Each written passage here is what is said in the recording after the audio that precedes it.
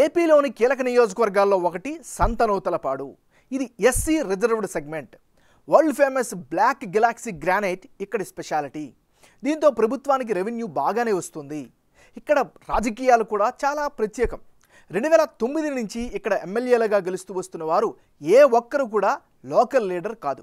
ఇక్కడి ఓటర్లు వలస నేతలకే పట్టం కొడుతూ వస్తుండడం కీలకమైన అంశం.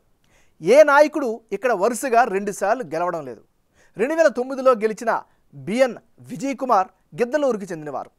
అలాగే 2014లో గెలిచిన ఆదిమూలపు సురేష్ మార్కాపురానికి చెందినవారు కాగా 2019లో విజయం సాధించిన టీజేఆర్ సుధాకర్ బాబు గుంటూరు జిల్లాకి చెందిన నాయకుడు. అలాగే ఇప్పుడు సంతనూతలపాడు నుంచి వైసీపీ అభ్యర్థిగా పోటీ చేస్తున్న మంత్రి మేరుగ నాగార్జున కూడా వేమూరు నియోజకవర్గానికి చెందినవారు. పార్టీలు అభ్యర్థులను మార్చడానికి కారణం ఒకే అభ్యర్థి రెండోసారి గెలవకపోవడమే. మరి ఈసారి సంతనూతలపాడు నియోజకవర్గం ఓటర్ నాడి ఎలా ఉందో తెలుసుకునే ముందు 2019 అసెంబ్లీ ఫలితాలను ఓసారి చూద్దాం. 2019 ఎన్నికల్లో సంతనూతలపాడులో వైసీపీ నుంచి పోటీ చేసిన టీజేఆర్ సుధాకర్ బాబు 49% ఓట్లు సాధించి గెలిచారు. అలాగే టీడీపీ నుంచి పోటీ చేసిన బిఎన్ విజయ్ కుమార్ 44% ఓట్లు రాబట్టగలిగారు. అలాగే సిపిఎం నుంచి పోటీ చేసిన అంజయ్యకు 3% ఓట్లు, ఇతరులకు 4% ఓట్లు వచ్చాయి.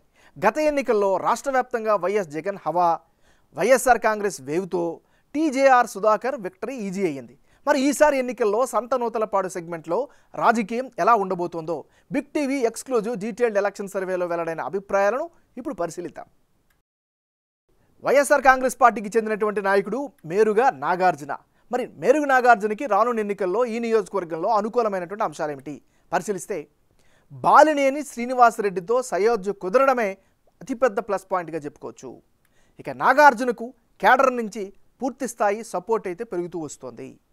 ఇక ఆసుపత్రుల్లో మౌలిక వసతులు పెరగడం కూడా ఖచ్చితంగా ఈయనకి అడ్వాంటేజ్ ఫ్యాక్టర్.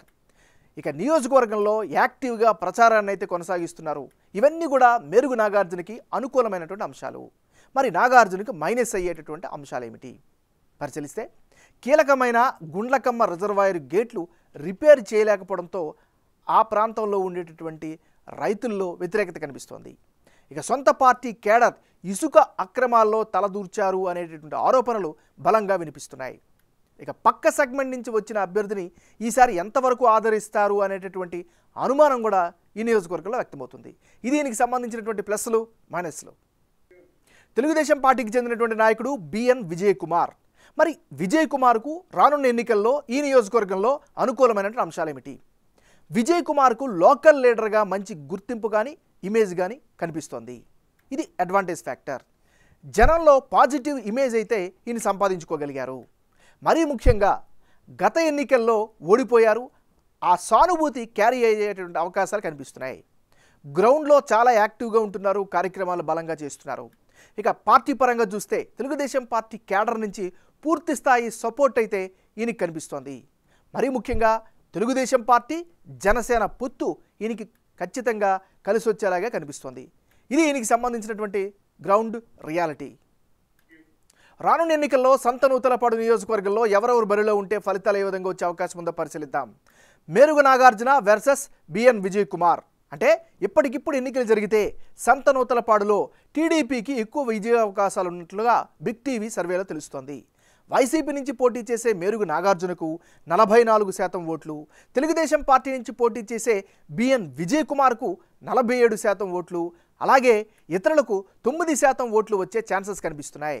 టీడీపీ జనసేన పొత్తు ఇష్యూ ఈసారి టీడీపీ అభ్యర్థికి చాలా వరకు కలిసి వస్తుందని క్షేత్రస్థాయి పరిస్థితులను కనుక గమనిస్తే అర్థమవుతోంది. అలాగే గత ఎన్నికల్లో ఓడిపోయిన సానుభూతి కూడా టీడీపీ అభ్యర్థి విజయ్ కుమార్కి కలిసి వచ్చేలా కనిపిస్తోంది.